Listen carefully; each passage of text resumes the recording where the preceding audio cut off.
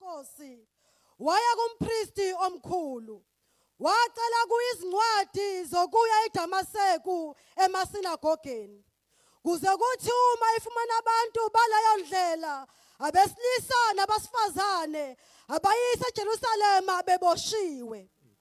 Kepha ekuhambeni kwakhe esondela eDamaseku kwambaneka masinyane nxa zonke ukukhanya okuvela ezulwini.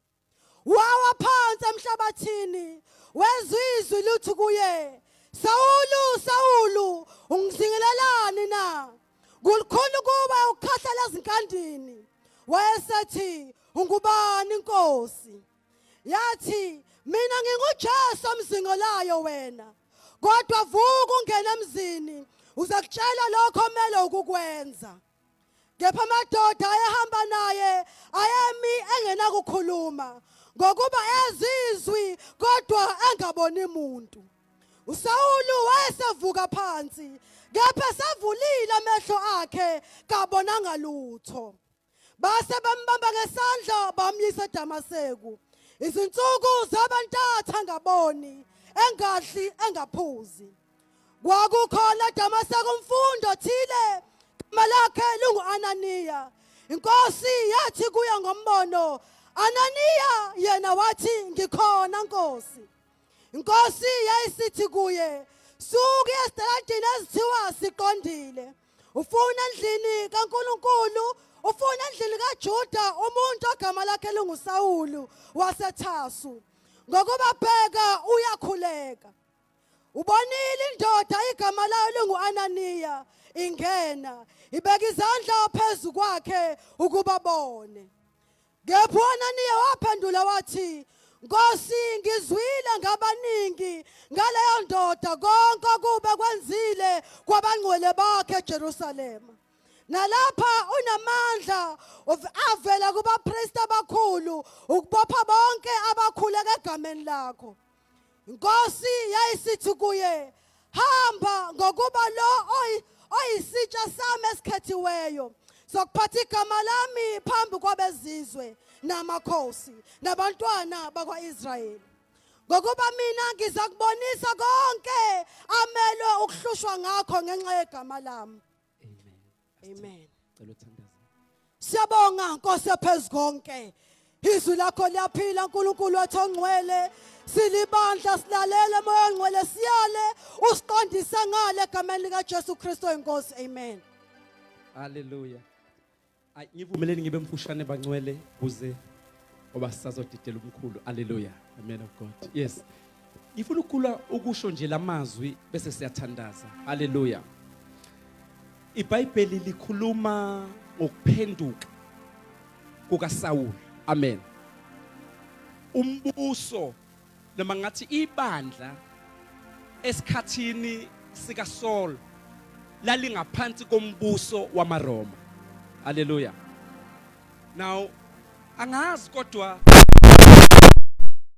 kunento umoya ngcwele ayibeke enhlizweni yami ukuthi isitha uSathane wayekade melene nebandla kwakade kwasekuqaleni. Kahle kahle uSathane ebazi ukuthi one day uJesu uzozalwa. So kusukela ekuqaleni ebecinga la uJesu azovela khona ukuze either avale noma acorrupte the seed. Hallelujah. Na kwenzeka ke uJesu waze wafika nakhona efika uJesu emhlabeni isitha already sasesibeke uHerod ababembiza ngoHerod the Great. uHerod the Great engazuthi isitha sasimgcobele ukuthi uma uJesu kwenzekile ke wazalwa kodwa abulawe engakabi lento uNkulunkulu afuna abe yiyo. Hallelujah. Ngoba isitha will always try to block icebo likaNkulunkulu. uHerod baningi uHerod about 5 or 6 but laba bathathu they were anointed to stand against the Christ. Lo qala kwakuHerod the Great. Okwathi uJesu mezalwa uHerod wayithola information ukuthi uzalelwe kuphi. Wathumela amasotsha amasha ayofuna umfana omncane okumanabukeni ozelwe ukuze ngoba isitha sifuna asizwani lento kaNkulunkulu noma ngabe isesistage sokuzalwa. Nkosi angazi kunento engizwayo phakathi kwethu. Ngiyamuzwa uNkulunkulu phakathi kwethu. uHerod the Great was anointed, was placed by the enemy ngoba kunabantu abasemagunyeni sibabona besemagunyeni sitshela ukuthi mhlambe bekuyicebo kaNkulunkulu kanti sitha sibabeke strategical ukuze bezomelana necebo likaNkulunkulu. Lithi iBhayibheli ke uHerod wathumela amasotsha kwakhishwa ibudget eParliament, kwakhishwa imali kofinancewa amabutho amasha ubusuku bonke ayocinga ingane. Take it down a little bit, my brother, but yes, continue, but just take it a little bit down. Yes. Amasotsha amasha amasotsha ayofuna ubaby usana lukumanabukeni ngoba ngiyabona masithina singaboni kwelika moya sizovinjwa isitha. Isitha kwathi noma uJesu ekumanabukeni kodwa sathi isitha angiboni ingane ekumanabukeni. Ithreat le ezowisa umbuso wa.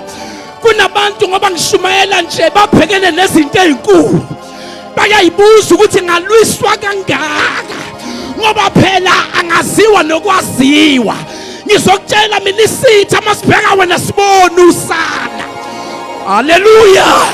Kodwa isitha sibona lento kaNkulunkulu ekuwe. Kwathi angideclare ngithi bonke oHerod abagotshiwe ukuthi bezomelana ukuthi bezomelana nomndeni wakho namhlanje bayawa ngegama likaJesu. Ulabashakatalabaya. Nkosi yami kunento engizwayo. Kunento engizwayo. Oh my God. Nkosi yami awudlali nami mfowethu ubani ngiyavala khona manje ngiyaprofeta manje. Nkosi yami awungivumeleni bangcwele awumkhulu babukheleza ngivumele ngisho lento ngizwa uNkulunkulu ethi abanye bethu babhekene noHerod amakhosi agcotshiwe ukuthi azobulala into kodwa kabonga uNkulunkulu esezulwini ukuthi noma ngabe wayigotshiwe uHerod uJesu kwabangazuthi akekho omgadile kanti wayigadwa amazulu amazulu ayogada uJesu ezalelwe esitebeleni seyinkomo kodwa amazulu azulazule esitebeleni seyinkomo. Kwathi angithi mina noma ngabe wazalelwa emkhukhwini kodwa ngibona amazulu ehla namhlanje azozungeza impilo yakho, azozungeza umndeni wakho. You will not die before your time. The devil is a liar. Angeke sibangcwaba abantwana bethu. Oh hallelujah. Angcwabe aningisize lapho ubani odlalayo lapho Nkosi yami kwenze njani? Kwenze njani? Oh my God. Akekho umuntu ongabamba lapha kancane 2 minutes. I'm sorry to do this. But ngifuna umuntu ozohamba nami ngoba ngiyathandaza manje sidedele the man of God. Noma ngabula ehluleni ahambe. Ngiyathandaza manje. Now lithi iBhayibheli. Ayi amasha ngiyawabona emasha ababutho. Elandela the commander kuyocingwa ubaby. Ngoba ungabona ubaby amazulu awabona ubaby. Wena ungabona kunabantu singabahlula ngendlela singababingeleli kanti bahamba namazulu babiyelwe. Kunabantu mabethandaza kunyakaza amazulu kunyakaza ihoko kodwa ebandleni abaziwa. Kodwa ngizothi namhlanje namuhla kunamuhla bonke oHerod abamelene nawe ngibabona bewa ngegama likaJesu. Akume bethani bayawa. Come on. Hallelujah. Now let's get iBhayibheli. Thank you Jesus. Let's iBhayibheli. uHerod wesibili. Asibayeke uHerod. Kodwa uyabona lo oqala wayizobulala okuzalwayo.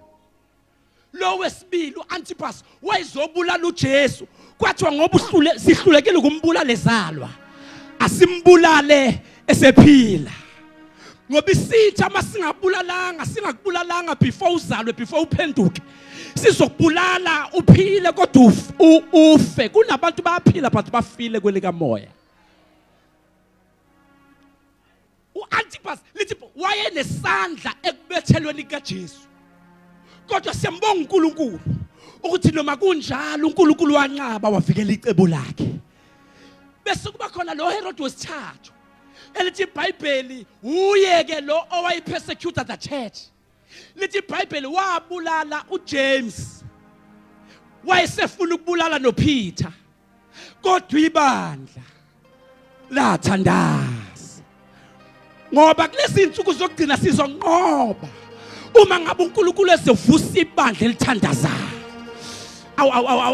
ibandla lathanda wafa uJames basebethi basobulala uPeter ibandla lavuka ngenyawo lathi ibandla enough is enough lathi ibandla siyanqaba noPeter ngeke afe kwavuka omama kwavuka obaba bathandaza bathi sibiyela uPeter esejele kwathi ngithi mina namhlanje siyanqaba nabantwana bethu isithi sifuna ukuqeda ngabo ngama drugs sifuna ukuqeda ngabo ngotshwala kodwa namhlanje ngibona uNkulunkulu evusa ibandla elizovala lithi enough is enough siyavala lapha yana ngegama lika Jesu ingane zethu ngeke iphelele etshwaleni siyavala ngegama lika Jesu akomemethani siyavala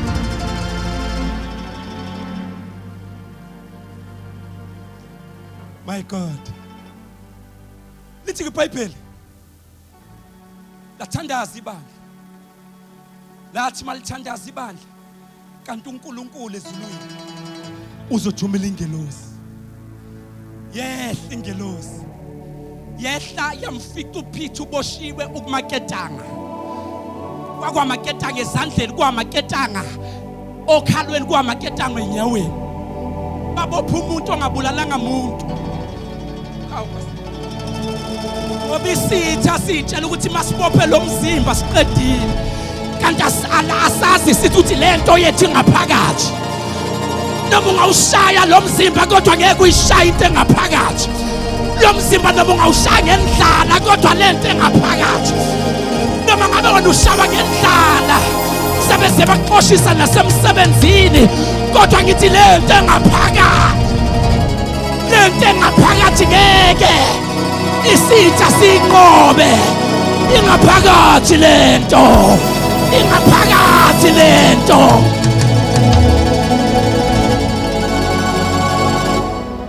ingaphakathi sihamba nayo noma silambile eswini kodwa sihambe sigitshelwa amazulu uhamba nayo uNkulunkulu noma ngabe bakuzonda abantu bakuhleba kodwa uhambe nayo haleluya ingaphakathi lithi iBhayibheli lathi nalithandaza ibandla yehla ingelosi yafika yashaya uPeter yathi vuka ngenkathi ingelosi imthinta ayizange ingelosi ikhulume ngamaketanga kodwa yathi mayithinta kwezwakala umsindo kwawa amaketanga ngoba uPeter sethintwe yizulu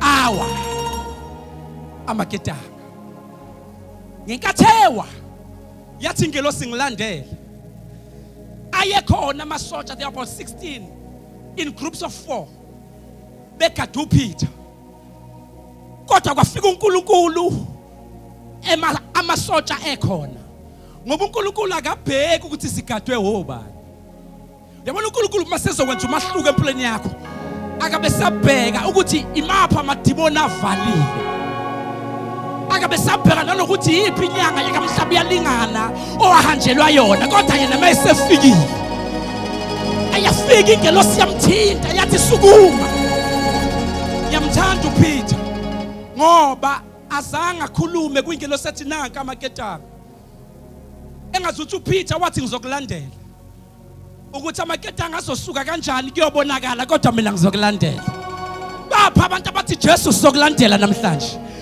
noma ngabe sithi sibophile ngapha nangapha kodwa sizokulandela. The moment uPeter esukuma amaketanga awiswa ukusukuma kaPeter. Musu kuhlala phansi ngoba ubona amakesukuma. Sukuma amaketanga ekhona kodwa sukuma. Oh hallelujah. Wathi mayisukuma kwasakala khahla. Wahamba uPeter amaketanga. Ngiwabone namhlanje ngegama lika Jesu. Ngithi mina sukuma. Sukuma noma kubheda kodwa sukuma. Sukuma noma isitha sibophile kodwa sukuma. Awumemeze thani sukuma. Awusukuma.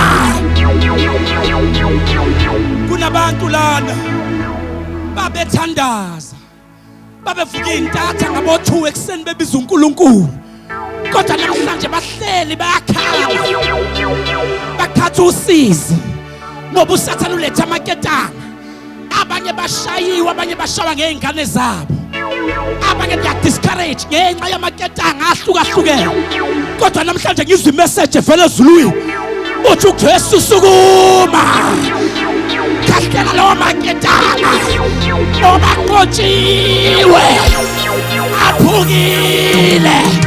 Sukuma, take your position. Uyele endaweni yakho yomthandazo. Uyele endaweni yakho yokuzila ukudla. Uyele endaweni yakho yokufuna uNkulunkulu. Ngithi mina sukuma. Sukuma. Sukuma. Amemethani sukuma. Sukuma. Sukuma. Sukuma. You understand mina uhletshiwe ebandleni. You understand ulinyazwe abantu akade bathemba. Kodwa ngisizulu likhuluma namhlanje. Lithi wena ungobiziweyo. Wena ungokhethiweyo. Sukuma. Ubuyele kwiposition yakho. Ubuyele kwiposition yamandla. Hallelujah. Yabona uPeter. Wasukuma. Wenze njani bazalwane uPeter? Wasukuma and kunento ethi kimi wacela ngoleka isitulo. Thank you. Ehleli phansi. Eboshiwe. Inkosi ngiyazwa, yes, thank you Holy Spirit. Thank you Holy Spirit. Awu baba ngiyezwa. Kunabantu ababoshiwe ngiyezwa. And lento ibhlungu ngoba lo wayiboshiwe kwakumzalwane othandazayo. Ngoba kunolunye uhlobo lamaketanga elithunyelwa kubantu abathandazayo. Kodwa lithi iBhayibheli yafika ingelo sejele yafika. Lithi iBhayibheli nayifika yafika yathi sukuma. Kunento ethi kimi ngenkathi esukuma. Wawabona amaketanga wohloka. Mhlawumbe amanye wawakhahlela. Engazuthi wathi uPeter kanti bengitshela ukuthi lento inamandla. Kanti lo hamba nami unamandla. Ye mama lo hamba naye unamandla. Unamandla ukudlula lezinto ayibona phambi kwakho. Unamandla uJesu unamandla. Bahamba uPeter. Wafika eminyango wokuqala. Wawufika uvaliwe. Akangasho lutho. Kodwa umnyango wayivulekela wona. Ngoba mesefikile omdala kuleyinsuku. Iminyango ivulekela yona. Ithi iBhayibheli wavuleka umnyango wadlula uPeter. Wafika kowesibili wavuleka. Wadlula uPeter. Wafika esangweni lensimbi. Ababe neshow ukuthi akukho okudlulayo. Okungaphakathi koze kufele ngaphakathi. Kodwa lithi iBhayibheli efika uPeter hamba namazulu. Wafika umnyango wayivulekela wona. Ngithi namhlanje yonke iminyango iyavuleka. Neminyango ethenjwe isitha ngithi iyavuleka. Ngegama lika Jesu waseNazaretha. God, allow me to close. Allow me to close. Now let's keep iBhayibheli. uSawuli wayehlukumeza ibandla. Ngenkathi kuze kubulawa uStefan wayekhona uSawuli. And uye wayebagadela impahla. Wayenyamanye enhliziyo nye nababulali. which made him a murderer. Ngoba naye waye inhliziyo emoya munye abamelene noKristu. Lithi iBhayibheli bambulala uStefane wavuma. Wahamba ke wayocela letter of authority. Wayicela to the high priest. Ngoba ngokukaNkulunkulu abapriest abakhulu kwakumele bakhethwe uNkulunkulu. Ngoba kusukela kuAaron, it was God who chose the high priest. Babe ngayibeki. Ngoba kulezi insuku sinabantu abaningi abayibekayo.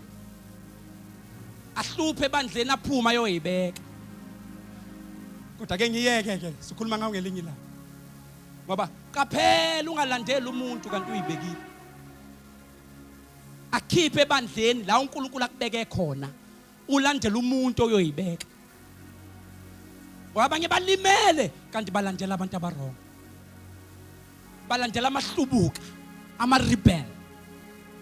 Santelo generation, le generation yethu ilimele ngoba ixabene nobaba. You know that we will fail our generation uma singabaziso baba bethu enkosini. Kwathi angibuza ukuthi ubani ubaba wakhe enkosini. Ngiyakubona you are up and down kodwa ubani ubaba wakho enkosini. Ngoba lento kaNkulunkulu it moves from one generation to another generation. Lento esihamba nayo akuyona into yethu esiyithandazele seyinto eyashiwa kumadoda afika singakafiki. Angikusho lokho. Let me just say this for 1 minute. Ugqobo awuliyele entabeni yolanda ugqobo. Siyaya entabeni siyothandaza kodwa si maintaina lokho esikunikiwe. Imenhle kaElisha akayanga uNkulunkulu ocela imenhle kodwa kwamela alandela uElijah. Ngoba thina sitshela ukuthi uma sixabana nobaba bethu enkosini we will be anointed. Kanti lento ibekiwe kobaba. Into kaNkulunkulu move from one generation to another. Now, uma thina sizoba rebellious, sizohamba ngamandla kodwa sishiya uNkulunkulu emuva. Maye ngiyanqaba ukuba isizukulwane esohamba singela uNkulunkulu. Asingabi isizukulwane esihamba ngama-gift kodwa umnikazi wama-gift engekho. Asithi sihamba kodwa sihambe noNkulunkulu ekho. Kwathi ngithi madoda labuyelani kobaba benu. Ubani ubaba wakhe enkosini? Ngoba lenti ikobaba bethu. Masibona Shumayela uyitshela ukuthi sidotshiwe hayi. Indaba singaphansi kobaba. Singaphansi kwesandla esithize. Now we have a problem yabantu because of the gift and the anointing under someone.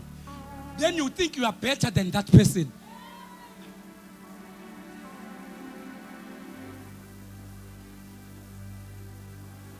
Let me help someone. Just saying 2 minutes. When you are under your father in the Lord, kwesinye isikhathi wena ngoba usenamandla kuzobonakala ngathi ugcotshwe kakhulu kunobaba wakho. Kanti iumbrella ngaphansi kwayo. Angisho lento ngoba ihlasele kakhulu even la iKwaZulu Natal. Young men are rebellious. Bahamba ngegift kodwa uNkulunkulu akekho.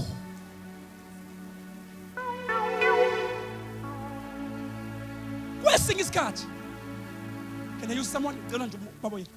If this man is my father, ngiphansi kweumbrella akekho umuntu ophethe umbrella. Nkosi yami. Akekho umuntu ophethe umbrella. Hey, osisibentu kuzogcina. Abasawaphatha ama-umbrella. Look at this. Yabona. Oh my God, Holy Spirit. Holy Spirit. Thank you, Jesus. Ubaba uphethe iumbrella. That time mina ngila ngingaphansi kweumbrella. Thank you. Awulisekhona ithemba ngosisi bethu bethu kuzokugcina. Yabona bafowethu ayinkosi yami. But let me say this. Ungabe umzalwane ongatholakala ukuthi ukhonzaphi. When I was coming ngizala uthi umoya ingcwele kunabantu bazothandazelwa la. Kodwa for them to maintain they must be under an umbrella. Uzothandazelwa la kade uguluphile kodwa to maintain that healing kuya ngokuthi ungaphansi kwayiphi umbrella. Musu ba umuntu othi mina ngashiya isonto ngamshiya uNkulunkulu. That's a lie from Satan. Ngoba the mantle is upon a servant of God. And when apart you need to be found under a church. Lento ukuthi abantu sebekhonza online bashiya bathi shiya amasonto simshiya uNkulunkulu amasu kaSathane okubulala impilo yakho. Buyele ebandleni wena namhlanje buyele ebandleni. Buyele ebandleni, buyele ebandleni. Uyabona ke lento ishaya lana when I'm under this umbrella ngoba ngisho kuba ngazuthi kanti kunomuntu uthandazayo. Now bese wena ulalela abantu ngoba bayakhuluma abantu. Bake bathi David ubulale 10,000 uSaul ubulale 1,000. Ngoba abantu bazokhuluma beze bethi wena ugcotshwa kangcono kunomfundisi wakho kanti uthandazelwa uye. Kanti unamandla nje kunesalukazi esingaziwa esibubulayo ngo3 ekseni sithi baba nanga umntwana wakho. Wena uphakame usuke kwi-umbrella. That is why kulezi insuku abantu bayathwala. Ngoba they miss the glory they were feeling. Manje bafuna into abe ezobenza bafile ngazuthi kanti akusesiyona yaphezulu. Awu baba sibuyisele endaweni yethu namhlanje na. Baba buyisa ibandla endaweni yalo namhlanje.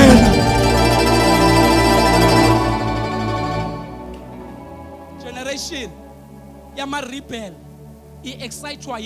i-excitwa ama gift more than the giver of gifts. Kuhle bafowethu kuba nama gift kodwa into ezosenza sibe nezithelo ukuthi silidwa phi sithandazelwapi. Ngoba kusiza ukuba negift kodwa unazi izithelo. Kulezi insuku sanjalo even abazali baphuza utshwala ubathola emathaveni. Even abashumayeli. Kwenze njani? They are rebellious. Angiyeke. Lithi iBhayibheli uSaul wayocela a letter of authority. Let me check how many minutes. Yes, second is cut. Wacela a letter ye authority. Now the question is, uyicela kanjani kumpriest omkhulu? Umbuso wamaRoma wenza lento. Wa-infiltrate, wangena. Kuthiwa the Roman Empire bese kuyiyo appointed the high priest. Bebengasadedela uNkulunkulu appoint abapriest. Kodwa bese appointwa ugovernment waseRoma. Appointa umpriest ozoba ngubonye inhliziyonye nombuso wamaRoma. Ukuze uSathane efuna ukumelana nebandla kube lula. Ilento efuna ukwenza ugovernment of South Africa ufuna ukuregulate ibandla. Ukuze lishayele umthetho ibandla. Uma sike sayivuma lento ugovernment uzophoqa abafundisi ukuthi bashadise usisi ashade nosisi. Ngoba sesiregulethwe ugovernment kodwa uNkulunkulu uzovusa abantu abazothandaza. Sithi sila behlangene eLuthuli House sibachithe. Sichithe their evil plans against the church. Sichithe noma angisho lento wonke umuntu that is rising against the church we stand against them in the name of Jesus. Kuleli bandla lokugcina wonke umuntu appointwa uSathane ukumelana nebandla siyamchithe eParliament.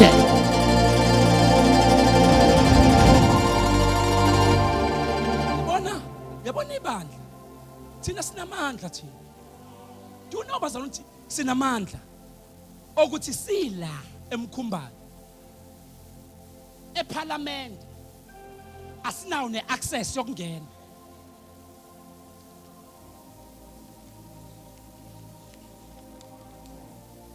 asinawo neaccess kodwa ngoJesu singathi sila sithi baba egameni lika Jesu kwathi ngiyiwone nelenhlangano lesiphethe manje ukuthi ayingamelani nebandla likaNkuluNkulu ngoba ibandla linamandla singathi sila sithi baba siyababeka noma siyabakhipha and masibakhipha emthandazweni bazophuma eParliament. Oh hallelujah, alivuki ibandla kulezi insuku zokugcina. Hawu bandla likaNkuluNkulu savumela abantu abavuma ama-drugs ukuthi agcwale emphakathini wethu, savuma sathula.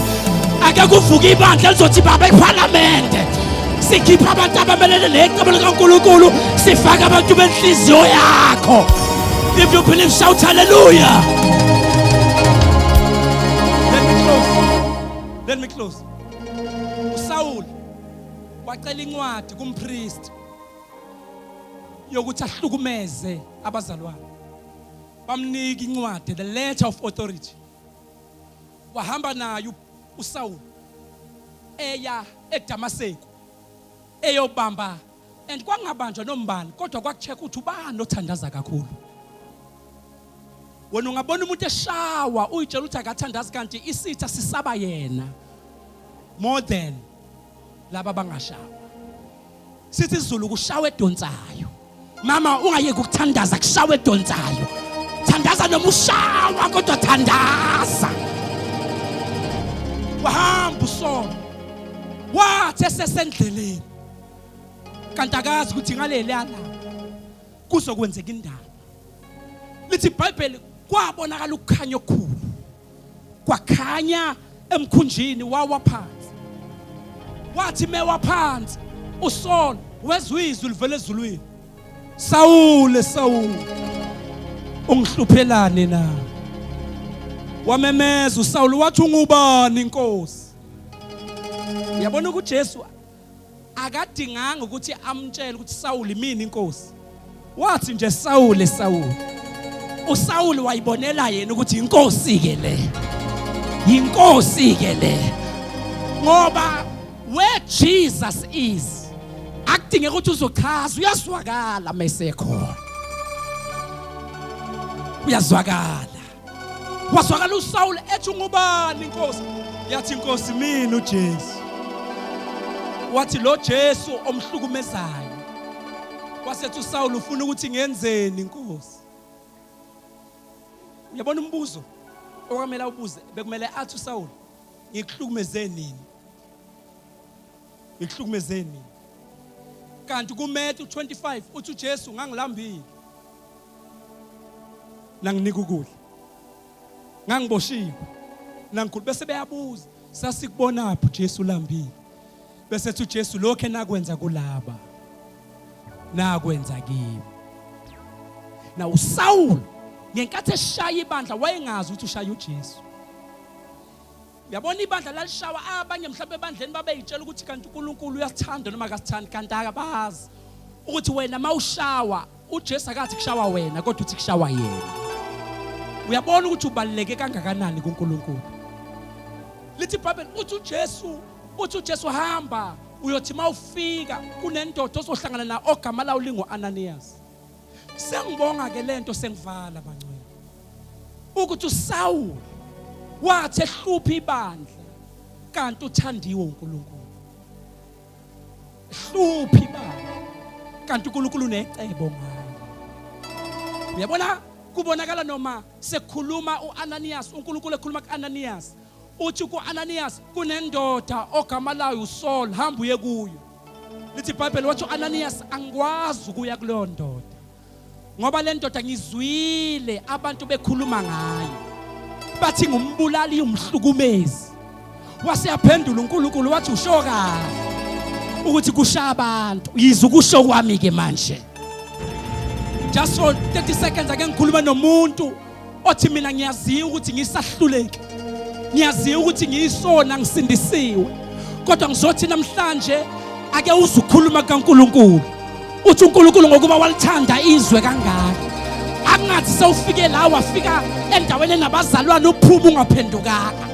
Hlangana noJesu namhlanje lithi iBhayibheli wathi uNkulunkulu lendoda isitsha sami esikhethiweyo. Kwathi ngimemezele namhlanje ukuthi akekho umuntu ozophuma kuleyo mnyango engahlangananga noJesu.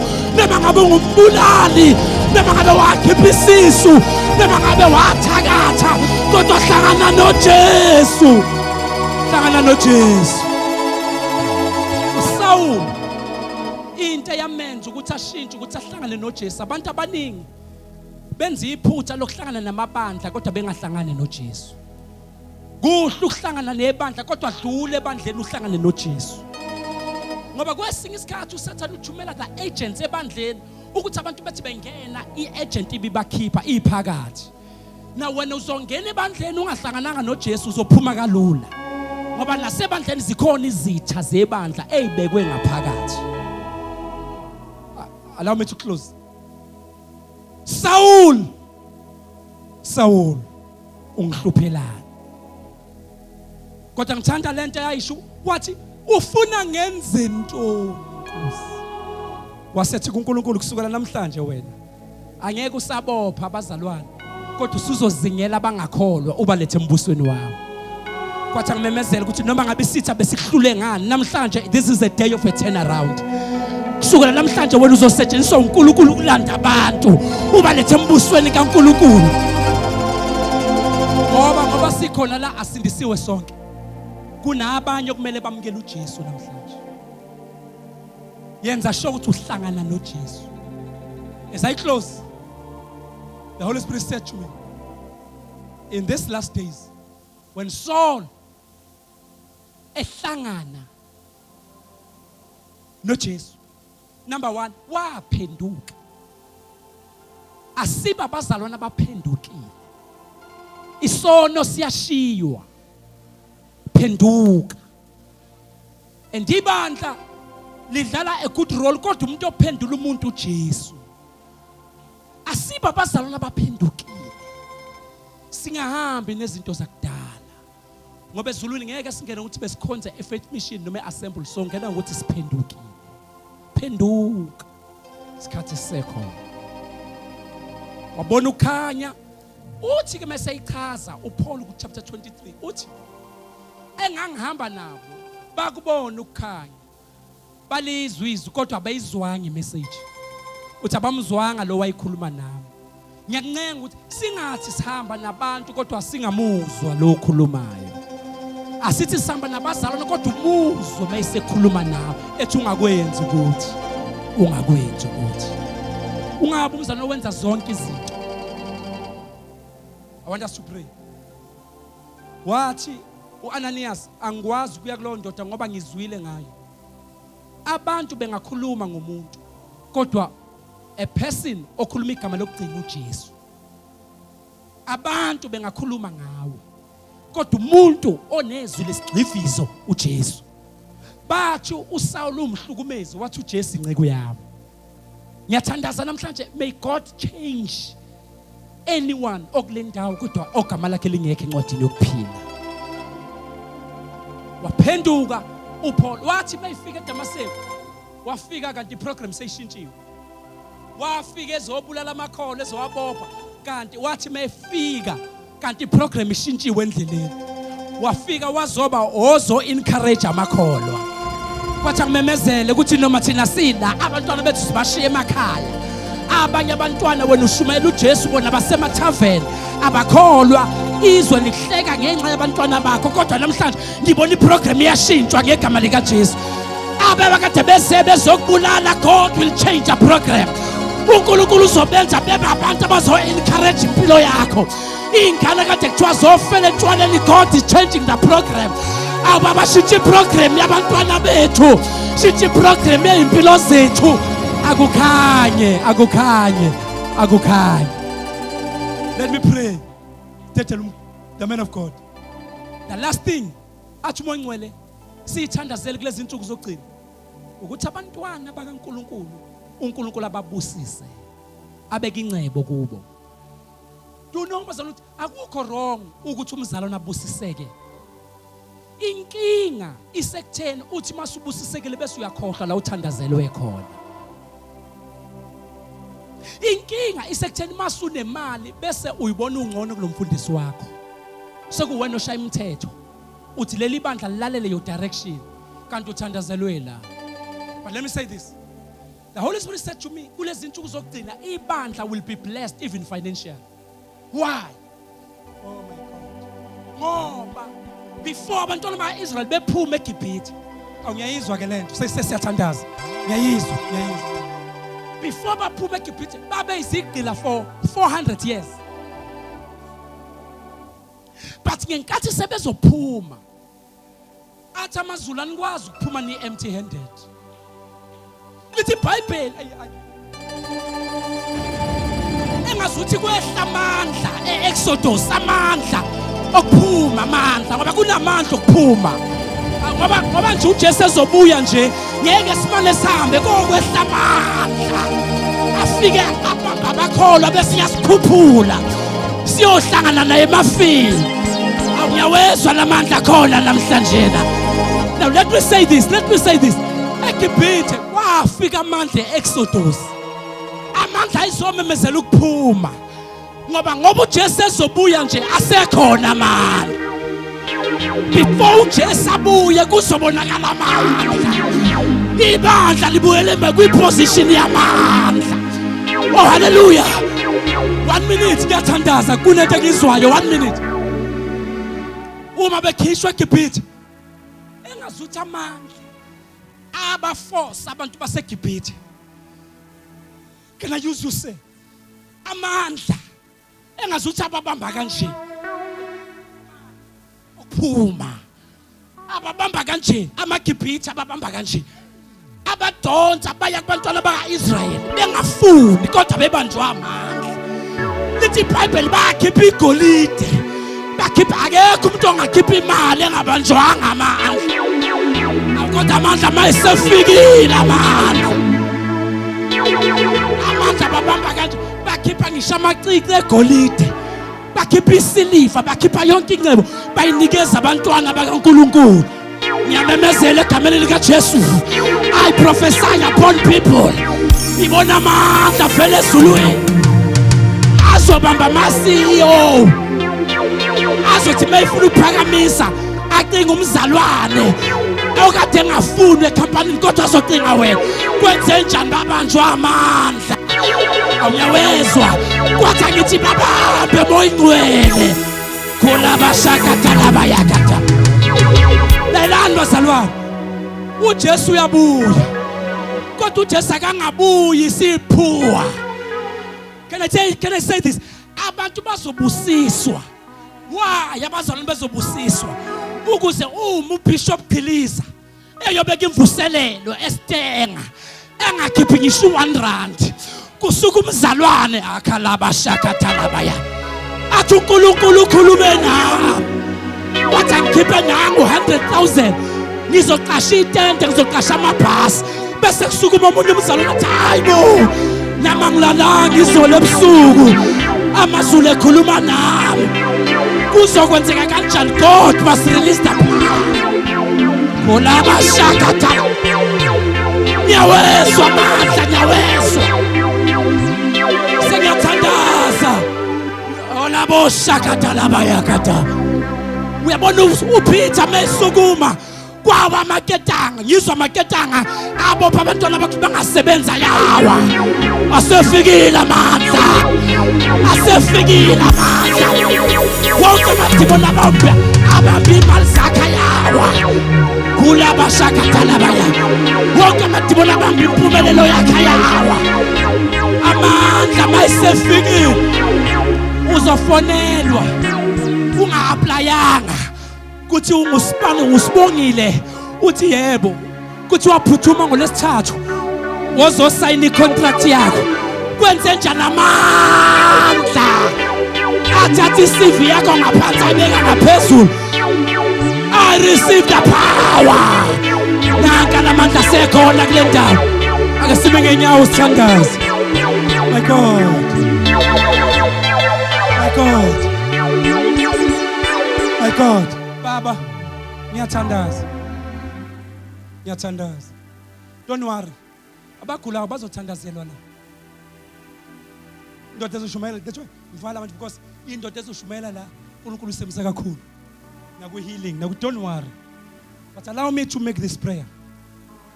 Baba vula iminyango evaliwe. Bafowethu uma sidedela impumelelo ihlale ezandleni zababi, izingane zethu zophoqwa uthi ilale nabantu ukuze ithola ama promotion. Kodwa uma incebe ithathwe ezandleni zababi ibekwe ezandleni zabangcwele, kuba khona ijustice even komasipala ngegama lika Jesu.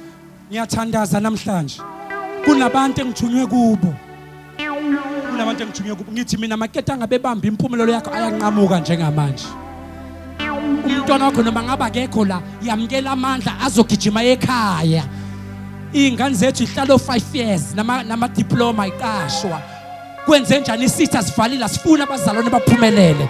Kodwa namhlanje ngiyathandaza baba okaKesari kubuyele Kesari. Okabazalwane kubuyele kubazalwane. Incebe ingeyethu, impumelelo ingeyethu. Kodwa kuthi noma sesiphumelele siphila ubungcwele singasuki kubaba. Sivala amehlo sithandaza. Ngiyathandaza manje. Kusiyami. Makhalabo shikata. Makathalaba shakata. My God. Saul. Hlukumezelani na. Ungubani Nkosi? uJesu waseNazaretha. Yonke intemba bayenza kuwe, bayenza kuJesu. Hamba noJesu uzokuphendulela. Hamba naye uzokulwela. Mawungasindiswanga mamkele njengenkosi nomsindisi. My God. My God. Saul. Ukumezelana na. Kunabantu yababiza uNkulunkulu namhlanje. Uthi Saul. Ungazufe. Ungahlangananga nami. Uhlangane nesonto kodwa ukahlangani nami. Bekhona umuntu uthi mfundisi ngiyafuna ukuhlangana noJesu. La ukhona phakamise isandla sakho saka right. Siphakamise. God bless you. Ngibona izandla eziningi. God bless you. Hlanganile nesonto kodwa hlangana noJesu. Hlangana noJesu. Jesu ufuna ngenze into. Phakamise isandla. Sibona izandla eziningi. Bona izandla eziningi. Bona izandla eziningi. Siphakamise. Hlangana noJesu namhlanje. Ngazi cela ningivumele ngibize labantu abaphakamisa izandla zabo sizobabeka izandla. Inkosi yami wahlangana noJesu namhlanje. Awa maketanga yizwa umsindo wamaketanga yawo abantu bahlangana noJesu. Siyawe iqalekiso ayawa amandla obumnyama kula bashaka talabayo. Phakamisa isandla sakho kula kamoshi katalabaya. Siphakamise. Bona izandla eziningi, bona izandla eziningi. Hlangana noJesu, hlangana noJesu. Ngicela niphakamisa izandla zenu gijimani napha bayeza already. Ngibabona bayeza already. Wozani gijimani bashalela izandla, wozani ngaphambili. Sizo awina amazulu. Sashweba isihogo. Hlangana noJesu. Hlangana noJesu. Bayeza bashalela izandla baningi bayeza. Bayeza laphayana, bayeza laphayana. Hlangana noJesu.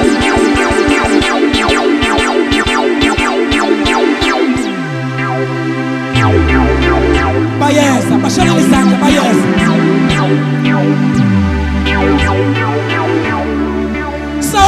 Saul.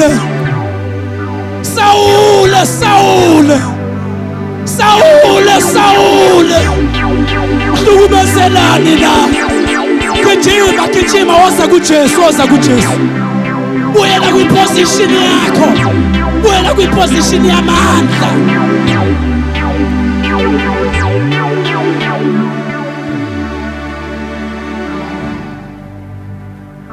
Uphosiba. Cela labantu abaphakamisa izandla zabo. Yes. Silinde nje ukuze ngiyavala manje. Kusazongena kusazothandazela abagula abangaboni bazobona. Nkosi yami. Nkosi yami. Usho njalo my brother uthi ngihlale naye kuze kube phakathi. Siphakamise izandla zethu. Nampa bayeza beza Jesu. Bayeza. Ngiyacela ukusiba ngazi ukuthi ngicela siphakamise izandla zethu. Ngiyawezwa amandla. Kodwa ningivumele bazalwane. After inceka kaNkulunkulu moyingcwele angazi uzokwenzani la kodwa kukhula azokwenza. But yafisa ukuthi mhlambe after we pray for these people angazi ukuthi singenza kanjani apostle bishop. Kodwa nje kunabantu mhlambe sobathakazela after inceka kaNkulunkulu lo. But I want to say this. Ngizwe moyingcwele ethi kaKesari kubuyela kuKesari. Let me say this. Don't worry. If I'm a man of God, we will hear. Uthi umntwana wakho sena 3 years, 2 years, 5 years engasebenzi. Before kuphelele inyanga esikuyo, I declare an open door. Nkosi yami. Let me say it. Ibandla likaNkulunkulu wonke amabandla represented la. Ibandla likaKristu. Ingcebo iyabuya ebandleni. Ibandla lizosupporta imove, irevival yokugcina. Izosupporta abazalwana abaphakanyisiwe uJehova. Minyango ovulekani.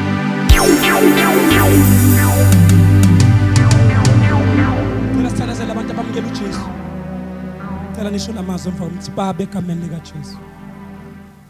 Asibasize cela nisho phezulu sisho sonke ukuthi Baba egameni likaJesu.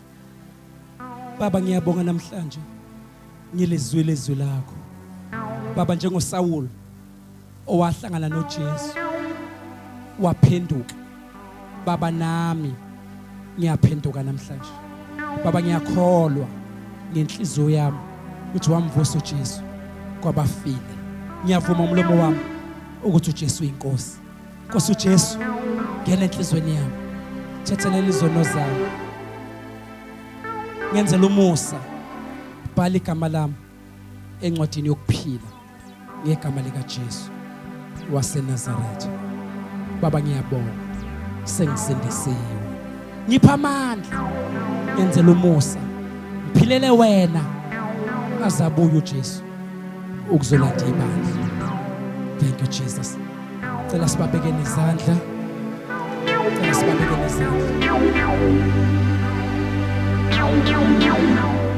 Baba Bishop, cela assign anyone. Baba Bishop, assign anyone esobeka nje nabizandla. Ngazi Bishop, ngemvumo yakho sibabeke izandla.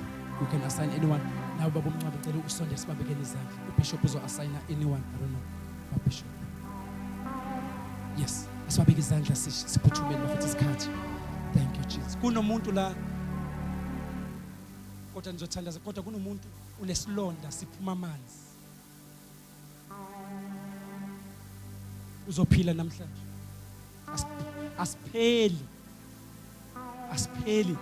lesilonda kodwa uzophila namhlanje uzophila so dryer lezi ilwane ezidla ezigudla umzimba zizosha ngegama likaJesu waseNazaretha.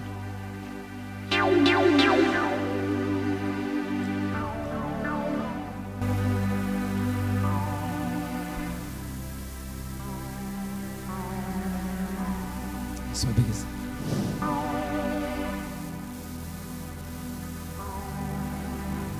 yazi ngisibona lesilonda efonini. Cela ngikhombise lesithombe salesilonda. Ngisibona njengamanje. Isilonda. Uzophila. Ivule lo phone lo muntu lo oshuthela isilonda uze naso. Noma ngabe umshile lo muntu wakini oneso. Ngifuna ukuzokutshela ukuthi ungabe usahamba umpostu uBishop uzothandazela abantu la. Yazi ngiyasibona manje ngiyasibona. Ayize lo phone enalesilonda. Inkosi yami. Umzuzu na uJesu. Akagijime lo muntu ngibona na iphone phambi kwakhe. Umzuzu na uJesu. Yes. My God. Nas.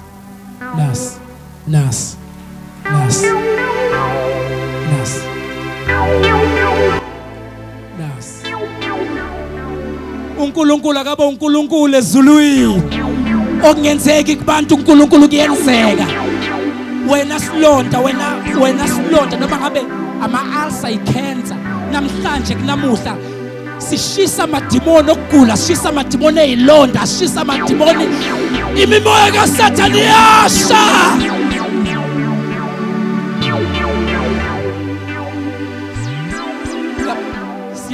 Uyaphila lo muntu. Cela ukwehla. Mhlambe singenza le prayer ubaba umpostoli uzosho methi mayeqeda ukuthi abantu siphathanezele kanjani. But angifuni ukudla isikhathi sika Bishop Jamal. Kodwa ufuna senze this prayer. Wonke umuntu or mhlambe ngithethe umpostoli uzosho senze njani. Ngifuna senze this prayer. Wonke umuntu ovaliwe financial akusebenza umuntu. Abantwana bakho bafundile abasebenzi. Yes. Ngibabeka izandla. Awuphakama isandla la ukhona. Kuvalwe wena kwavala abantwana bakho. Angazi ubusiba. Yenze njani?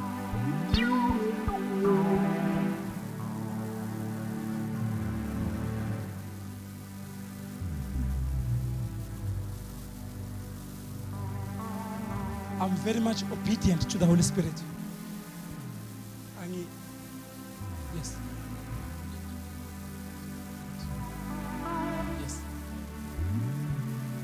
Nkulunkulu isandla kanje. So dedela the man of God. Ngizodedela inceke kaNkulunkulu manje. Kodwa ngizwa namanje kunomuntu othi memezela ukuthi okaKhesari kwela Khesari. OkaNkulunkulu kwela uNkulunkulu.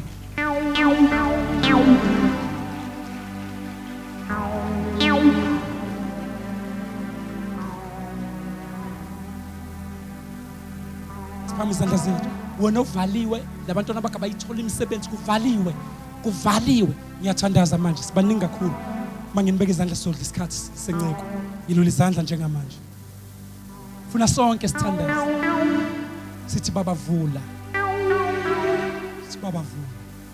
ngoba ngimla ngibona into eyiningi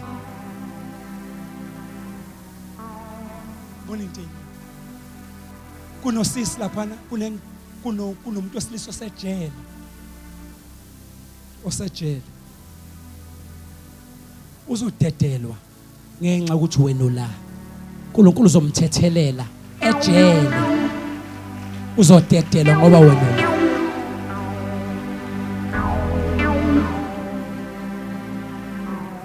silule izandla zethu ngifuna sonke sithandaze baba vula iminyango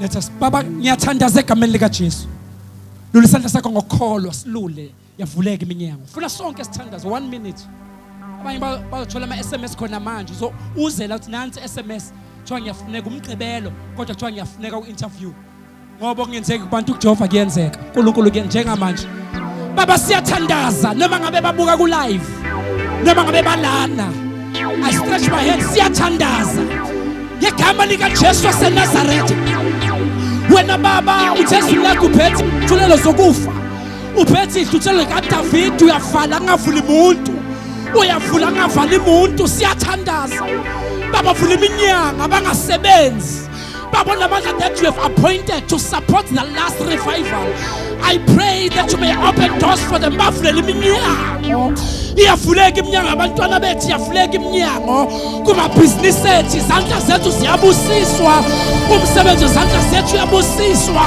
ababukela ku-live siyathandaza sivule iminyango ngegama likaJesu let them be called for interviews let them be called for promotion let them be called for breakthrough in the mighty name of Jesus amaketango omnyama yaqhamuka amadimoni afanele siyavula la kufanele khona uSathane siyavula breakthrough those who are in business we declare breakthrough those Father God who want employment we declare breakthrough bantwana bethu employment zethu ngegama likaJesu waseNazaretha ama promotion ngegama likaJesu isandla sonke shaya uJesu phila